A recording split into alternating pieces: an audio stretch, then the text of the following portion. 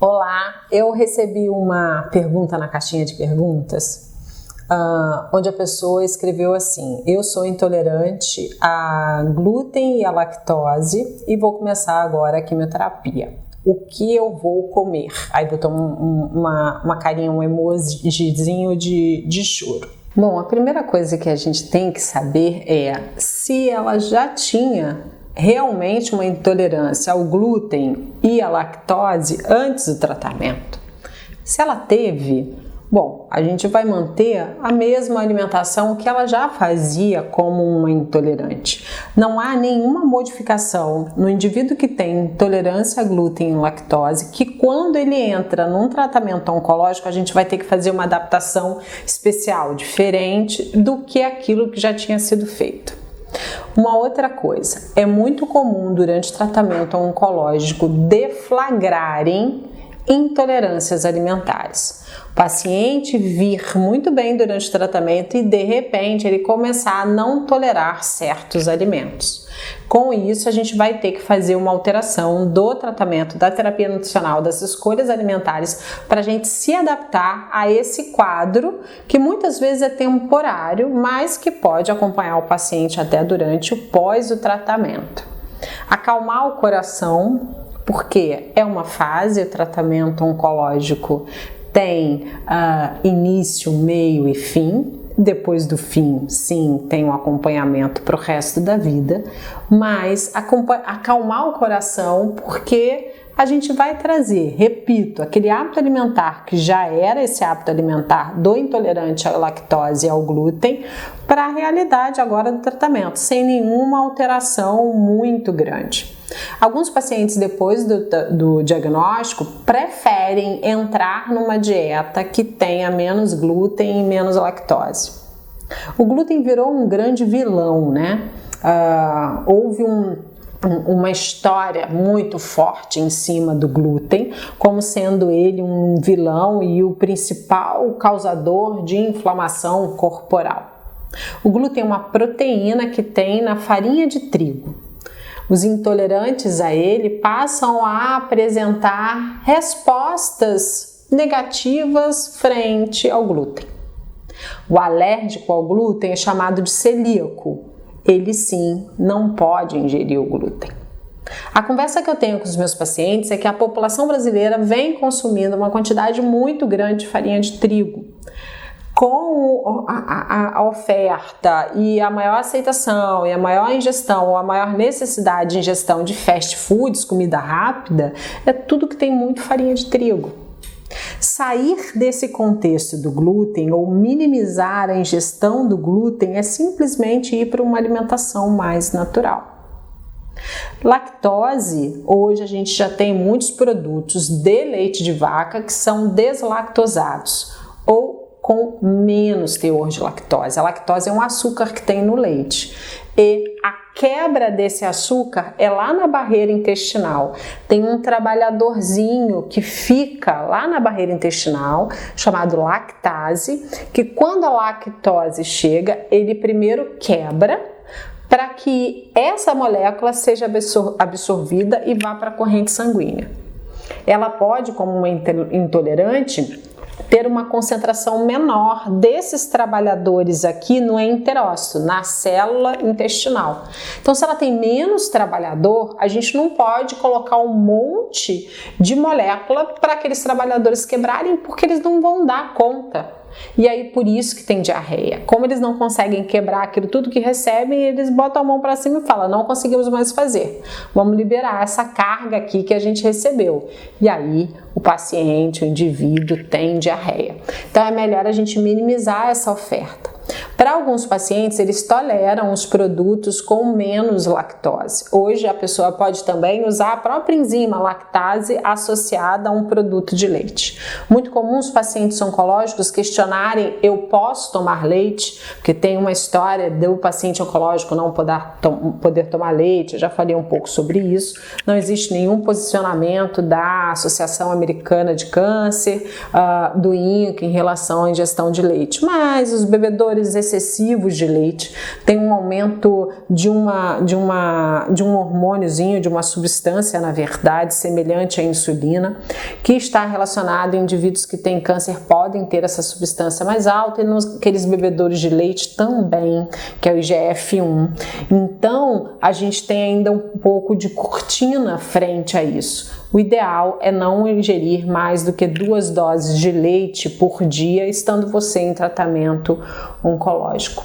Vamos lá pensar então, para ajudar essa paciente, né, que me procurou e fez lá a caixinha de perguntas. Ela diz ser uma intolerância ao glúten e à lactose. O que ela vai comer durante a quimioterapia?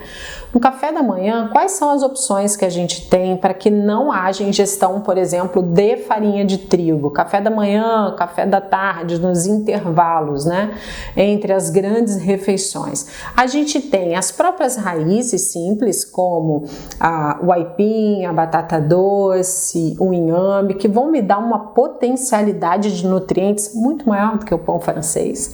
A gente tem que pensar no tratamento nutricional, na oferta de nutrientes inteligentes, que vão nos ajudar lá na frente.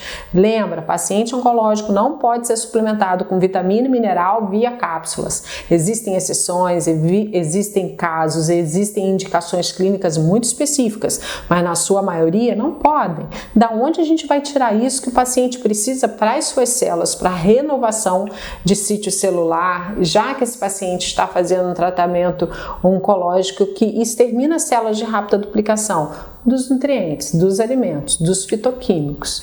Então, aipim, batata doce, inhame. Do aipim vem quem?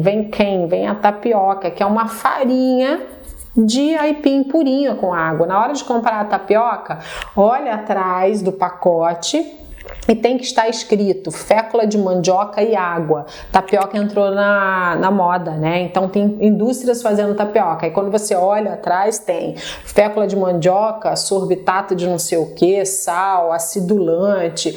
Tem até tapioca já com corante amarelo, corante cor de beterraba, enfim.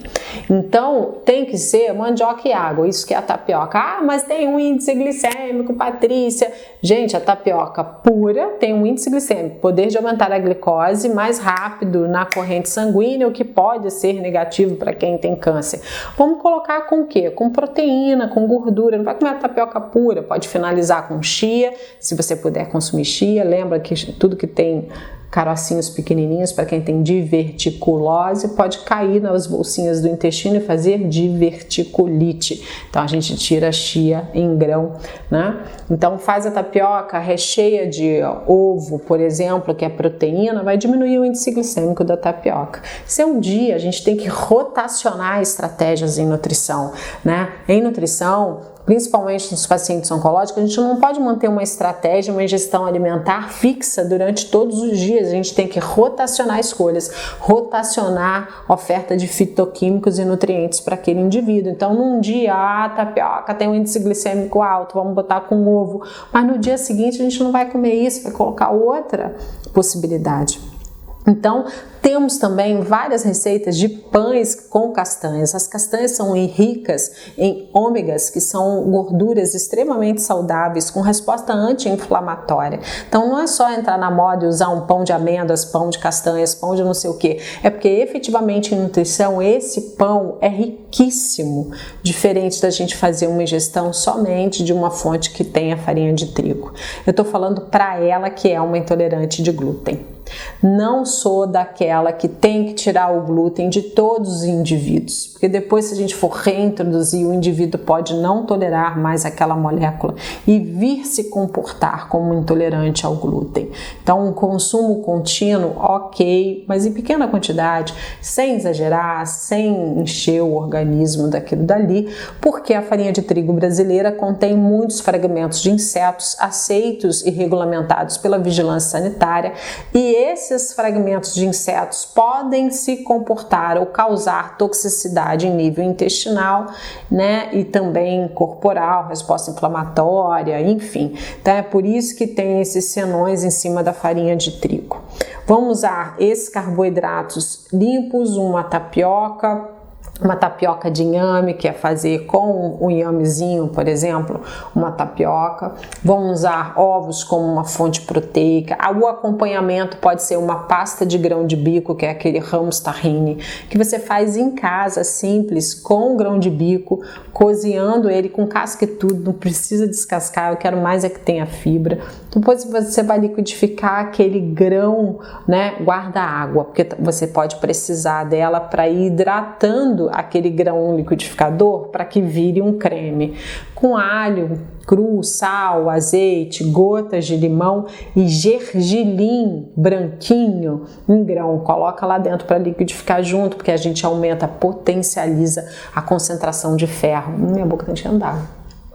Não é de ferro, até mexeu com o meu cérebro, a concentração de cálcio dessa pasta de grão de bico que vai acompanhar um aipim cozido, por exemplo, pela manhã, ou vai rechear a sua tapioca pela manhã. Estamos entrando na época do abacate, dá para fazer molho de abacate, creme de abacate, maionese de abacate, feita da mesma forma que eu falei aí do grão de bico, só que você vai colocar abacate para bater no liquidificador ou no mixer com os temperinhos, com cheiro verde, com sal, com alho, com azeite. E aí vai acompanhar esses carboidratos também. O próprio ovo mexido, né, é uma excelente composição para um intervalo. E aí os carboidratos podem entrar, por exemplo, sob a forma de frutas. Então, todas as frutas, tranquilo para você utilizar as frutas, né? E aí você acompanha essas pastas, os ovos mexidos, que podem estar acompanhados de uma pasta de grão de bico, ao lado algumas frutas picadinhas, coloridas. O quanto mais você tiver, melhor, por conta dessa oferta que você dá variada de nutrientes para o seu corpo. Vai ingerir como líquido. E aí, se você tem hábito de café com leite, quer tirar o leite, não quer utilizar o leite deslactosado, porque, repito, eu não conheço o seu hábito alimentar e qual é o nível seu de intolerância. Então, você pode entrar com os leites vegetais, que você pode produzir em casa mesmo, para que não tenha o custo do consumo do leite vegetal. Um dos leites melhores aceitos pelos pacientes são os leites de coco, porque eles têm um sabor mais agradável para aqueles indivíduos que não têm hábito, ok? Para o consumo do leite vegetal. Eu particularmente também gosto muito do leite de arroz com gotinhas de baunilha, o leite de aveia também, que podem, repito, serem feitos em casa. Lembrando, leite de arroz geralmente pode auxiliar aquele paciente que está com quadro diarreico, porque ele tem um poder constipante, e o leite de aveia auxilia melhorando não só o trânsito intestinal, mas também a saúde das microbactérias, das bactérias que moram no nosso sítio intestinal, porque a aveia fornece beta-glucanas, que são componentes fantásticos de nutrição para as células do nosso intestino. E aí vai tomar, por exemplo, café 100% arábica, já passamos por aqui na reportagem, já dissemos que café 100% arábica é fantástico, protetivo de câncer, e em estudos maiores, porque normalmente os estudos que a gente tem em oncologia, a gente tem muitos estudos com câncer de mama, porque o número realmente é aumentado, eu não sei qual é o diagnóstico dessa paciente. A gente tem a possibilidade de tumores menores e também uma resposta melhor ao tratamento naquelas mulheres que ingerem café 100% arábica. Já ficou bonito, né? Esse café da manhã. Tá querendo algum queijinho? Vamos lá, de novo, se for ingerir queijos sem lactose, os queijos deslactosados são interessantes para você ingerir. Temos também a possibilidade de utilizar os queijos veganos, tem queijos fantásticos feitos de castanhas.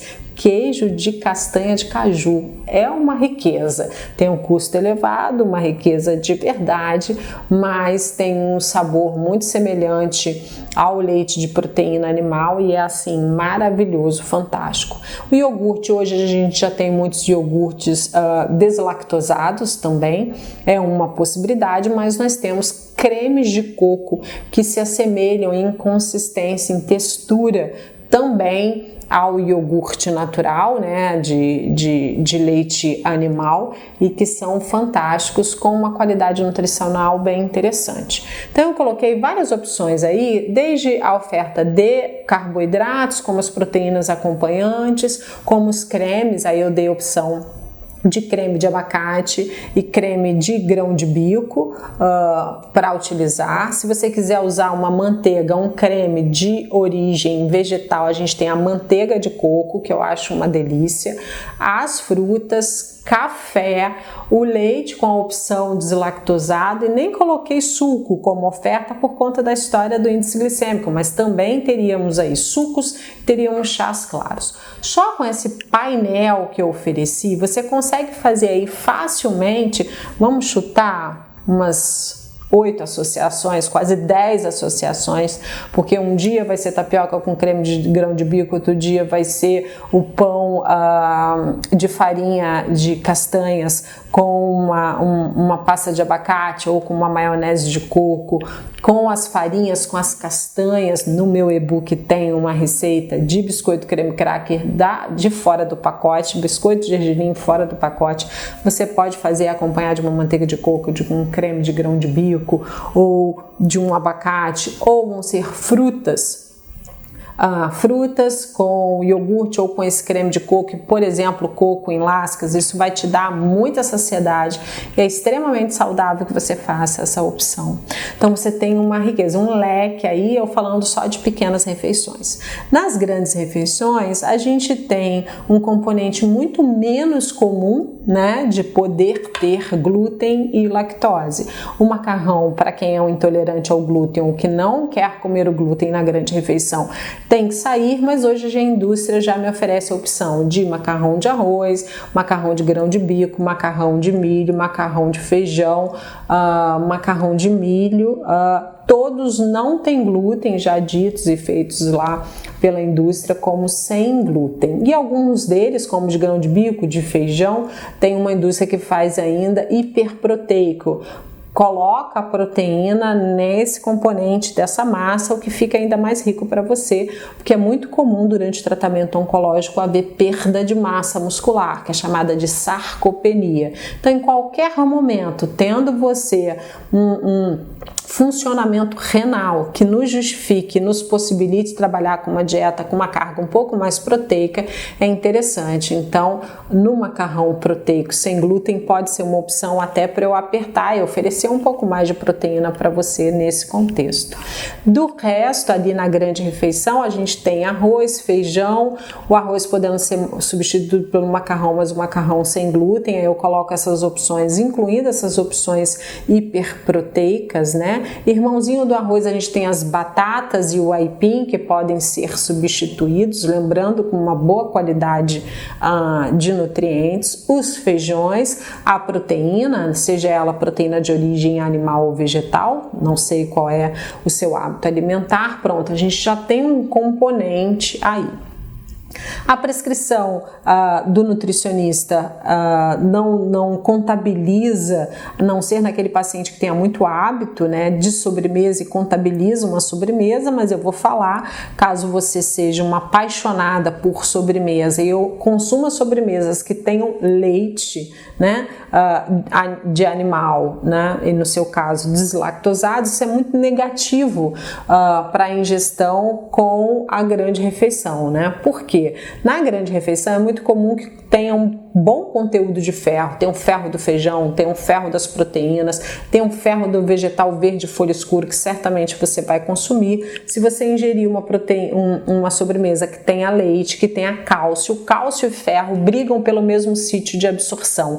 Há uma redução da absorção do ferro e também do cálcio quando você ingere eles juntos. Então, o ideal é que a sua sobremesa, se a sua boca estiver tolerando, não tiver com mucosite, não tiver com nenhuma sensibilidade, seja uma sobremesa rica em vitamina C, que seja uma fruta mais ácida, porque a vitamina C potencializa, ao contrário, né, potencializa a absorção do ferro. É muito comum durante a quimioterapia fazer anemia. Então, quanto a gente puder aumentar esse leque, essa oferta de ferro e de vitamina C associados, melhor ao longo do dia, ok? Então, eu acho que Não sei se há uma necessidade, por exemplo, de utilizar uma ceia, né, uma pequena refeição antes de dormir. Repito, usaria os leites vegetais, trabalharia, por exemplo, com mingaus, né, de farinhas. A aveia tem que você olhar, não sei